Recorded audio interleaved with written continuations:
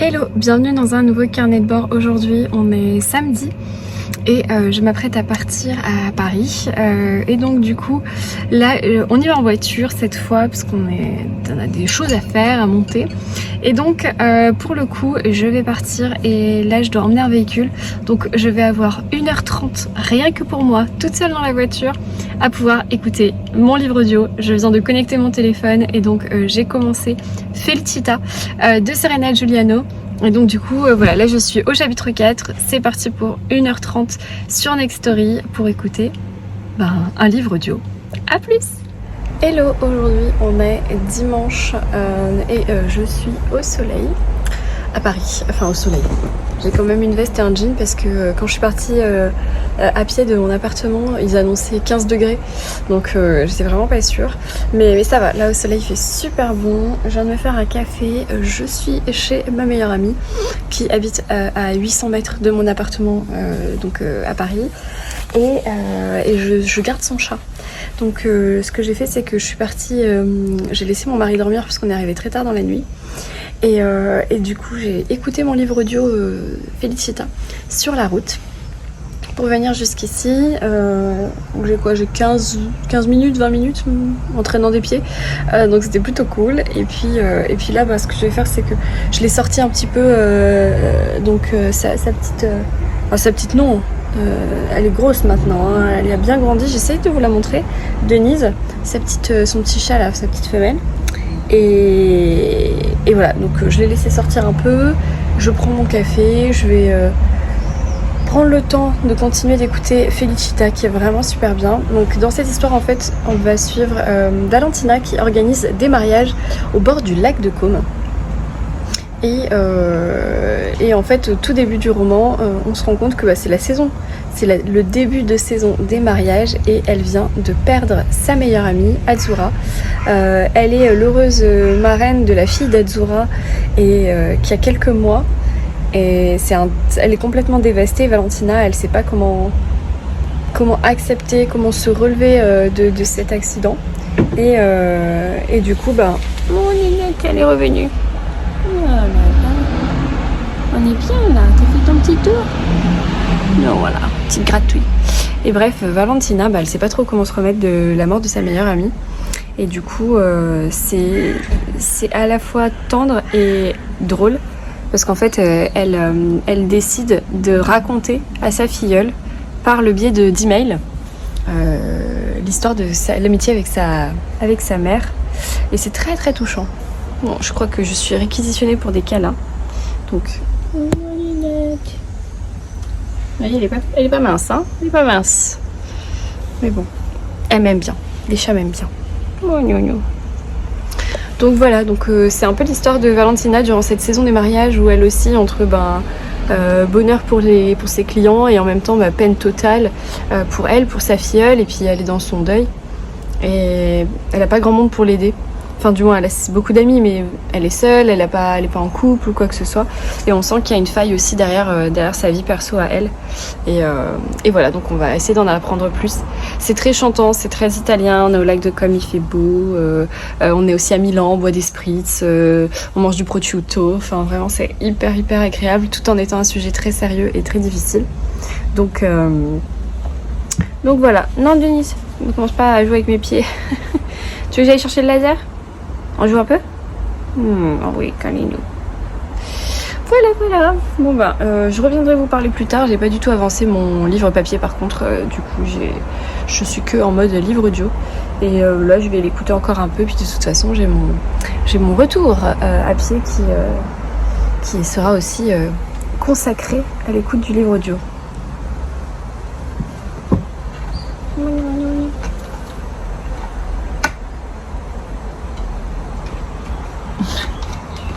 Ça sent les bêtises là, hein? Allez, à plus!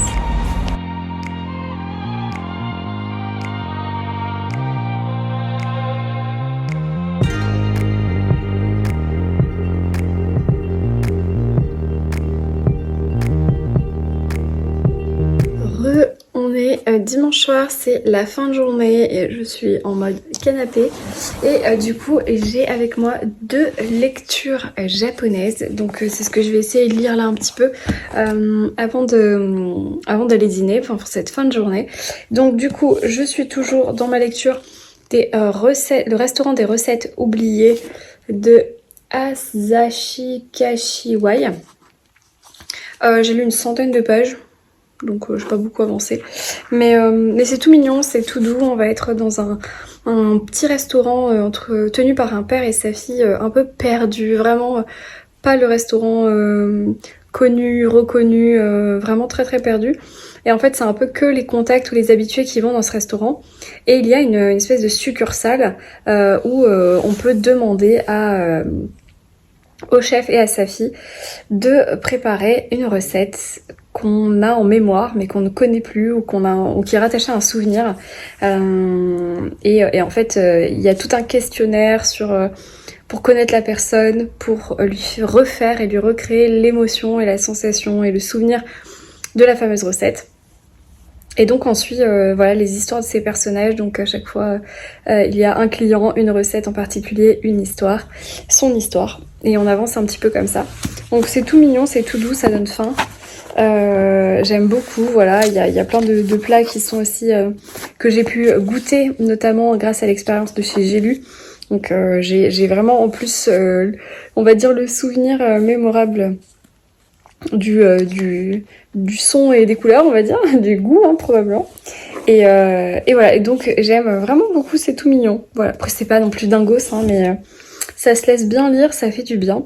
Et sinon ici à Paris j'avais laissé, vous savez, mon exemplaire du secret des bonbons pamplemousse, qui est une bande dessinée trop jolie, trop mignonne, toute douce. Je vais vous la montrer juste après, ce sera plus simple. Et du coup voilà, je vais un petit peu rester sur cette tendance japonisante pour la semaine. Et puis sinon j'ai d'autres livres ici que je dois redescendre dans le sud chez moi et voilà, et j'en ai que j'ai déjà lu, il y en a que je dois encore lire, notamment mes derniers achats de la Garden Party Charleston, et j'ai aussi un livre de poche de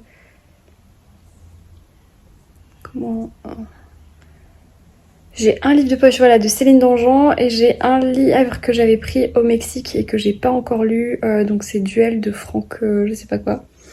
Voilà, donc j'ai un peu de choix ici si jamais vraiment je dévore mes livres et que je sais pas quoi lire derrière. Sinon j'ai la librairie en bas de la rue. Voilà, au pire du pire, hein, voilà. C'est tout ce que j'avais à vous dire. J'ai un petit peu encore avancé ma lecture audio de Felicita, donc j'ai dépassé la moitié. Et j'adore, c'est trop mignon, c'est trop beau, c'est hyper touchant. J'ai un peu la gorge nouée parfois à certaines phrases, certains mots. Donc je me régale, encore une fois. En plus, je sais pas si je vous l'ai dit, mais du coup je l'écoute sur Nextory. Mais la lectrice, c'est l'autrice, c'est Serena Giuliano qui lit son livre. Donc franchement, c'est hyper agréable parce qu'elle met l'accent sur les mots italiens, sur les recettes, les noms, les prononce comme elle les a imaginés. Et au fond de moi, j'ai un peu l'impression qu'il y a un peu d'elle quand même dans le personnage de Valentina. Donc vraiment, c'est une super expérience à l'audio que je vous recommande encore une fois. Si vous voulez tester, vous avez 45 jours offerts avec mon code juste ici. Voilà, je vous laisse. Je vais aller lire, profiter de mon temps calme pour lire. En plus, j'ai marché 10 km aujourd'hui. Donc j'ai fait le tour du parc du château de Saint-Germain-en-Laye. Avec mon mari, on a beaucoup parlé, on a marché, c'était hyper agréable. Et puis j'ai fait 2 fois l'aller-retour chez ma meilleure amie pour son chat. Donc vraiment, j'ai vraiment mérité cette petite pause. Voilà, je vous retrouve plus tard.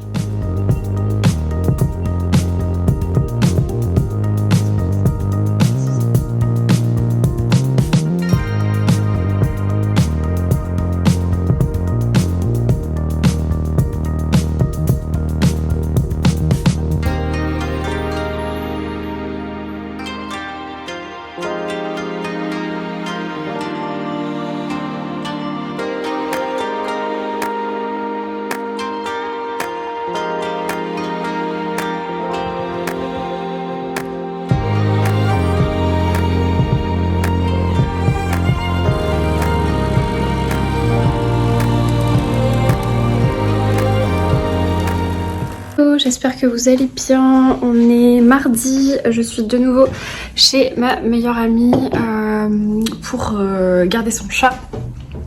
Et donc voilà, je suis en télétravail en fait chez elle directement, c'est beaucoup plus simple. Et puis comme ça, Denise, qui est donc sa petite minette, peut sortir dans le jardin et avoir une vraie présence.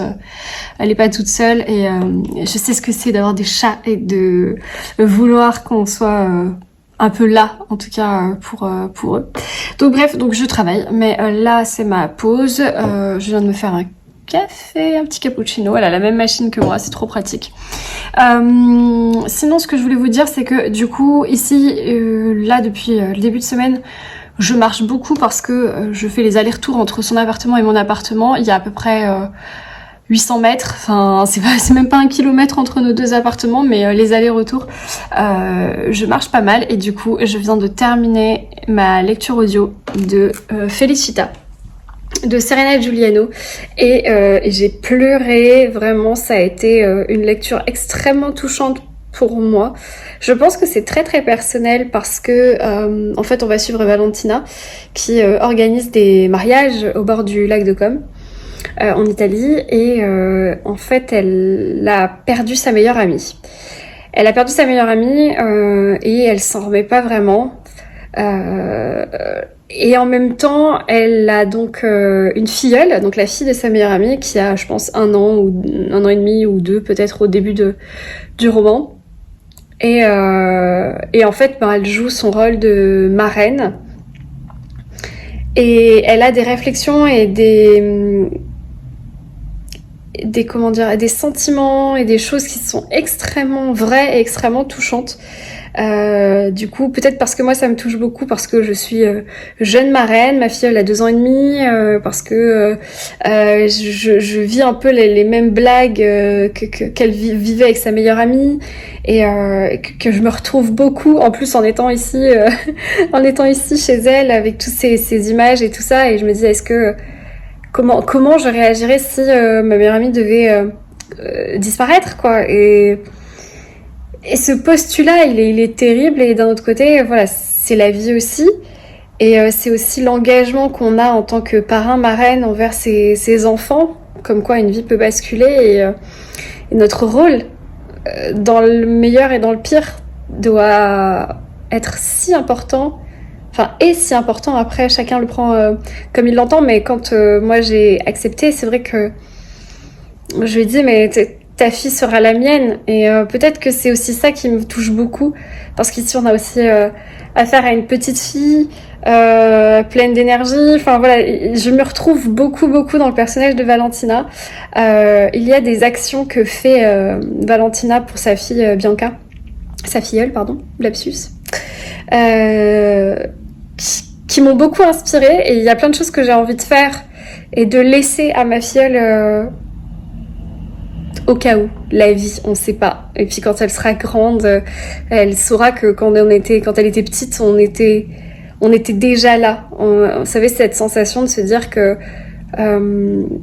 quand on grandit, quand on est enfant, on a toujours l'impression que nos parents n'ont pas été jeunes, ou que nos grands-parents n'ont pas été jeunes, parce qu'on les a toujours connus vieux, j'entends. Et en fait, c'est de retrouver des lettres, des courriers, des souvenirs de leur jeunesse, ou de cette existence qu'on n'aura pas à souvenir quand on est enfant. Eh bien, c'est hyper touchant, parce qu'on se dit, bah, il y a eu une vie avant, et j'étais déjà là, et ça a existé, et ma mère a été jeune, et mon père a été jeune, et ils ont vécu des choses, et voilà, et voilà. Donc du coup, ça m'a beaucoup inspirée, ça m'a beaucoup touchée. C'est lu par l'autrice, donc du coup sur Nextory, j'ai écouté ça en vitesse 1.7. Je crois que j'ai pas été très vite, parce que j'aime beaucoup la voix de Serena Giuliano, et je suis ravie elle s'est prêtée au jeu pour lire son livre. En plus, il y a un petit chapitre bonus à la fin.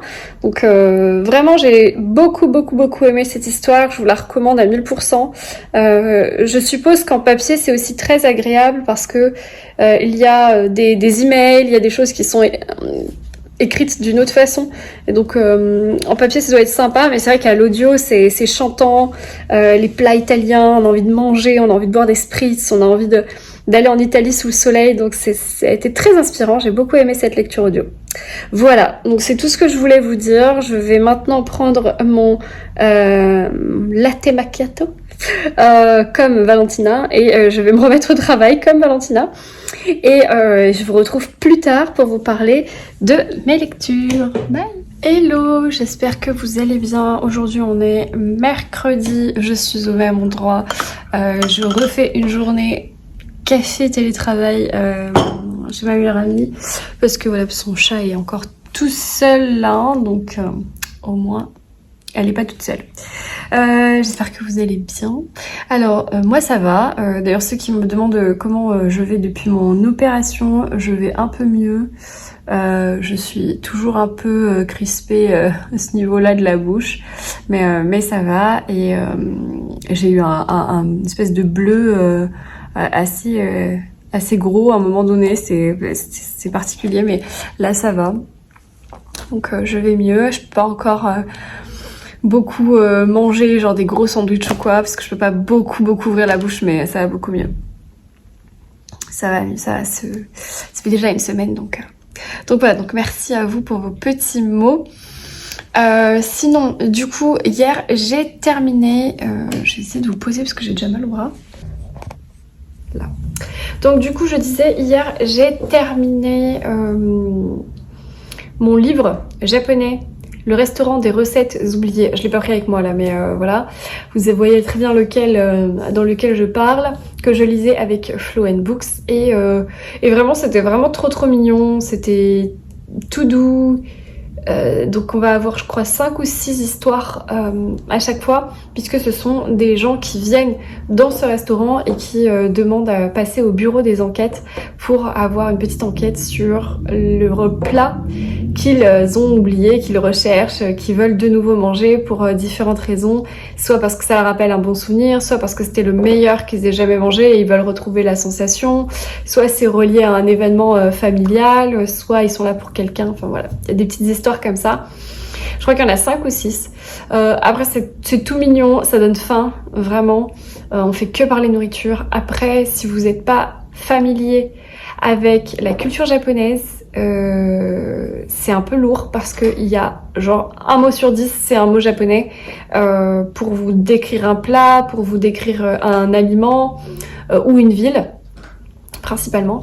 Et c'est vrai que si on n'est pas du tout féru de Japon, c'est un peu laborieux. Donc moi je suis pas non plus une férue, mais disons que toute la culture culinaire, vu que j'adore ça par contre, la cuisine japonaise, je sais ce que c'est qu'un champignon shiitake, je sais ce que c'est que une algue nori, enfin voilà, j'ai des petites bases, on va dire, de sushi, mais pas du tout au niveau des villes, à part, Kyoto, Tokyo, Hiroshima, voilà, 2-3 villes qu'on connaît comme ça. Donc des fois, c'est un peu laborieux parce qu'on se dit, mais attends, c'est où ça? Le temple truc-muche de la forêt de machin chouette, de la rivière de trucs chouettes. Donc des fois c'est un peu ok, attends, j'essaie de suivre, mais après au niveau de l'histoire c'est très doux, c'est très poétique, c'est très rituel, rythmé, c'est mignon, vraiment c'est mignon. Je pense que c'est un livre dont je me souviendrai pas très longtemps, parce qu'en fait les petites histoires en soi c'est juste des petits souvenirs. Mais par contre, les plats et le concept, oui, parce que du coup, ça m'a bien marqué. Une espèce de bureau d'études, il faut passer un couloir un peu particulier, enfin, voilà. Donc, je vous le recommande si vous êtes féru le Japon, c'est très mignon, vraiment. Ça vaut le détour. L'objet livre, surtout dans la version collector, est très beau. Voilà, donc je l'ai terminé, je suis ravie de l'avoir lu. J'ai pas enchaîné de nouvelles lectures. Je sais pas si je vais avoir beaucoup le temps d'enchaîner une nouvelle lecture parce que je repars déjà demain. Mais je vais probablement commencer un nouveau livre audio parce que j'ai un peu de marche à faire ce soir. Donc voilà, je sais pas encore quoi. Je vous dirai ça ce soir ou demain. Probablement demain matin avant de conclure le carnet de bord et de vous faire le montage. Je vais essayer de le faire rapidement pour que vous ayez la vidéo vendredi avant que je rentre. Mais voilà, donc 2 nouvelles lectures m'attendent. Pardon, papier et audio. Alors peut-être en papier, je vais plutôt lire Le secret des bonbons pamplemousse. Comme ça, ce sera fait. Je pense que ça se lit assez bien et assez vite pour juste une soirée, parce que du coup, j'ai que ce soir. Et puis en audio, je sais pas, j'ai encore envie d'un truc feel good. J'ai pas envie de repartir dans un polar. Donc je verrai. Je vous dirai tout ça demain. Et dans tous les cas, ça sera sur Nextory, puisque j'ai encore des crédits d'heure, donc d'écoute. Donc ça, c'est top. Voilà, c'est tout ce que je voulais vous dire pour aujourd'hui. Je prends mon café et puis je vous dis à plus tard. Tout simplement. On est toujours mercredi, je suis de retour chez moi et du coup je voulais vous dire que j'ai commencé un nouveau livre audio sur la route là et j'ai commencé comme on le voit sur ma montre. Je sais pas si on le voit. Du coup, j'ai commencé Prendre la vie comme elle vient de Karen Ponte. C'est son dernier. Comme je vous le disais, j'avais envie de continuer sur ma lancée des feel good. Enfin, mais je dis feel good, mais en soi, c'en est pas vraiment parce que entre le Virginie Grimaldi, le Serena Giuliano et maintenant le Karen Ponte, les trois commencent par un drame. Donc, et c'est plus ou moins le même drame, c'est-à-dire la perte ou l'accident d'un proche.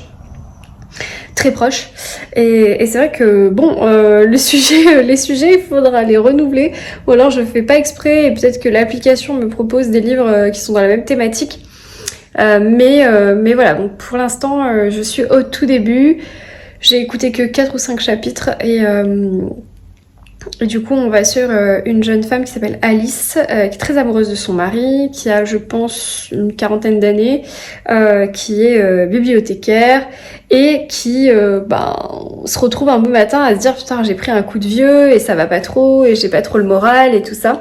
Son mari qui est encore fou amoureux d'elle essaye de lui remonter le moral, il essaye de lui proposer un séjour en Toscane qu'il avait prévu et tout ça.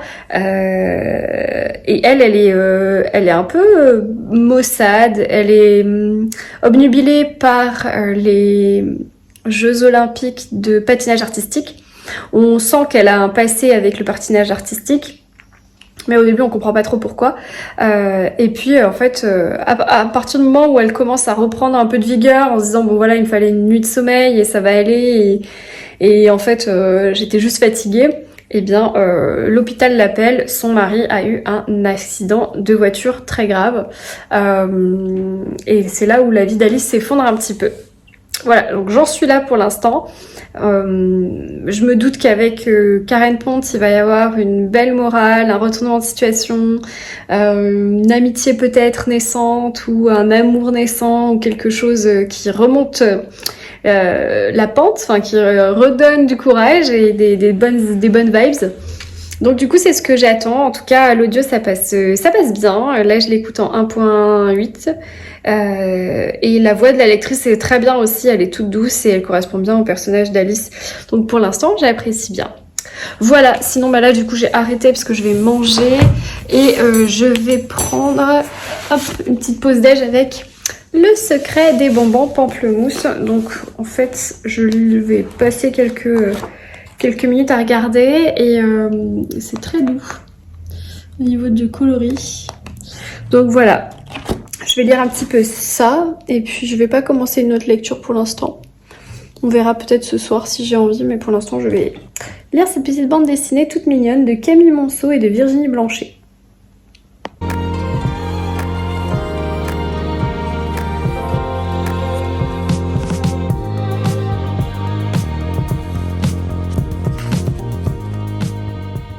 Hello, aujourd'hui on est jeudi et je suis au même endroit avec la même dose de café qu'hier. Voilà, j'espère que vous allez bien, moi ça va, je rentre dans le sud cet après-midi et voilà, mais ça va, le soleil est là, donc j'ai pas passé une semaine déprimante à Paris, ça va, franchement on a été quand même assez gâtés, même s'il fait un peu frais, j'ai quand même ma veste qui est pas loin. Bref, niveau lecture, du coup, j'ai pas avancé davantage le Karen Ponte en audio. Je crois que je me suis arrêtée au chapitre 6 ou 7. Peut-être tout à l'heure je le reprendrai parce que j'ai encore un petit peu de choses à faire à pied. Sinon, j'ai commencé une nouvelle lecture papier hier. En fait, j'ai juste feuilleté un petit peu les bonbons pamplemousse entre midi et 2 quand je suis allée manger. Et sinon, le soir, j'ai commencé une nouvelle lecture. Donc, je vous mets l'image juste ici parce que je me rappelle même pas du titre.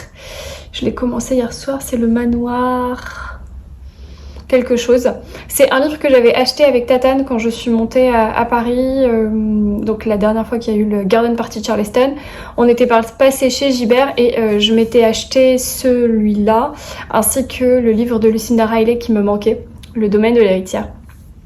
Du coup, c'est des livres que j'avais laissés ici parce que j'étais redescendue en train. Par manque de place, je les avais laissés là et là du coup j'ai tout récupéré. Les livres que j'ai lus au Mexique que j'avais laissés ici, les livres que j'avais achetés, notamment à la Garden Party, il me manquait Perséphone, enfin voilà. Donc là j'ai tout préparé pour rentrer dans le sud, comme on rentre en voiture, je peux emmener tout ça avec moi. Et donc j'ai décidé de le commencer hier et ça m'a fait bien rire parce qu'en fait c'est un espèce de mix au début. Alors j'ai lu qu'une trentaine ou quarantaine de pages.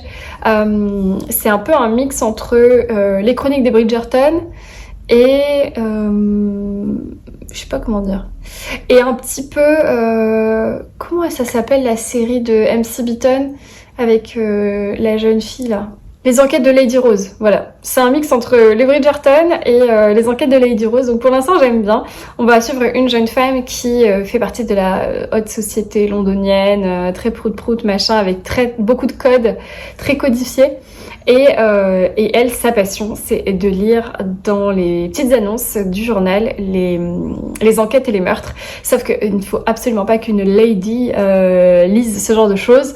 Donc elle fait tout ça en cachette et elle joue un peu un double jeu puisqu'avec sa famille, elle fait genre, elle va se recueillir dans sa chambre pour penser amoureusement à son cher et tendre amoureux, alors que pas du tout. En fait, elle épluche les journaux, elle fait des scénarios, des mises en scène dans sa tête pour qui a tué qui, etc. Donc c'est assez... pour l'instant, le trait est un peu humoristique et assez léger, donc franchement, j'aime bien. Et le décor, voilà, c'est un peu victorien, prout-prout. Mais voilà, c'est assez codifié, c'est cool. Donc j'ai lu vraiment chaud au début. Donc... je crois que c'est publié chez les éditions du Masque en format et c'est un hardback. La couverture est donc rigide et colorée, il y a un jaspage et tout. Franchement, le livre est joli. C'est ça qui m'avait interpellée. Et je crois qu'à l'arrière, il y a écrit genre pour les fans de Jane Austen et Agatha Christie. Moi, quoi. Voilà, donc j'ai commencé ça. Je vous en parlerai mieux dans le prochain carnet de bord puisque du coup là, je vais m'arrêter ici. J'espère que vous avez passé un bon moment. J'ai pas été en librairie, du coup j'ai vraiment rien fait. J'ai pas été en salon, en librairie, rien. J'ai rien vu, bon j'ai rien reçu parce que ici les maisons d'édition ne m'envoient pas de livres ici, mais peut-être chez moi, dans le sud, peut-être que j'aurais reçu des petits trucs. On verra bien quand j'arrive ce soir. Voilà, je vous laisse. J'espère que vous avez passé un bon moment en ma compagnie, que vous avez pu noter quelques petites lectures, petits titres de livres qui vous auront inspiré. Peut-être que vous avez envie aussi d'essayer Next Story. Vous avez toutes les infos dans ma barre. En attendant, je vous souhaite un très très bon week-end, une très belle semaine, de très bonnes lectures et je vous dis ciao.